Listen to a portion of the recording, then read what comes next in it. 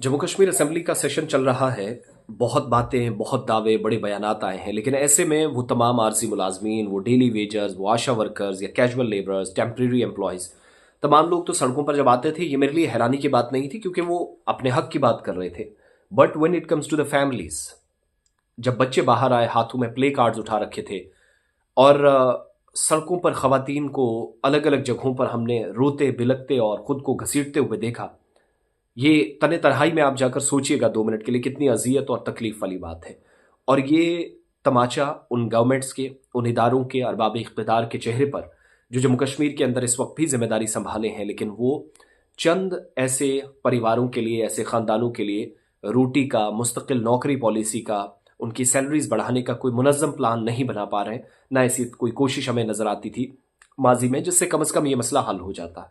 उमर अब्दुल्ला साहब जो खुद ऐवान के अंदर दावा कर चुके हैं, बयान भी दिया कि इसी साल परमानेंट करने का, रिसोर्सेज के हिसाब से जम्मू कश्मीर के अंदर एम्प्लॉयज को परमानेंट करने का सिलसिला शुरू होगा। लेकिन हैरानी की बात और जो शक व शुबहात है, जो संदेह है, डाउटफुल सिचुएशन है, वो है कि रिसोर्सेज के हिसाब से, और बहुत सारे डिपार्टमेंट्स ने रिपोर्ट्स भी सबमिट की हैं कि यहाँ पर इतना पैसा ज़रूरत है, जो हमें जानकारी बार बार मिली। सिविल सेक्रेटरीट में हम जाते रहे हैं, वहाँ से भी कन्फर्मेशन मिलती रही। इस दरमियान सैकड़ों मुलाजमीन अहल खाना, ख़ास तौर से बच्चों के साथ सड़कों पर जब आए, तो मेरे लिए भी ज़ाती तौर पर जहन को, दिल को, अ, और हमारे जज्बात और एहसासात को तकलीफ पहुंचाने वाला लम्हा था। हमने खवातीन को भी देखा, पुलिस ने बहुत सारे लोगों को रोकने की कोशिश की।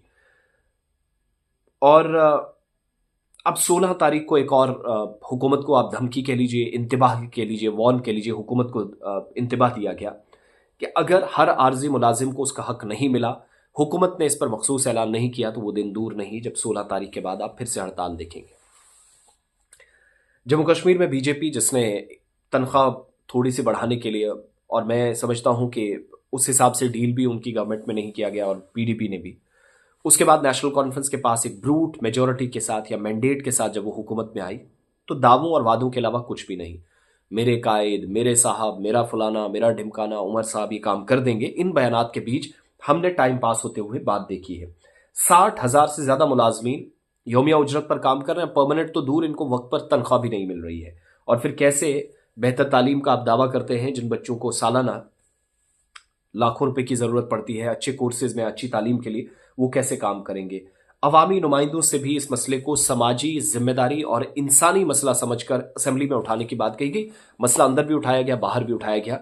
लेकिन फिर जब हमने कल भी, चूंकि मैं सेक्रेटरीट था, कंफर्म किया, तो हुकूमत अपनी जगह काम तो कर रही है, लेकिन तमाम लोगों को कॉन्फिडेंस में लेने की जरूरत है।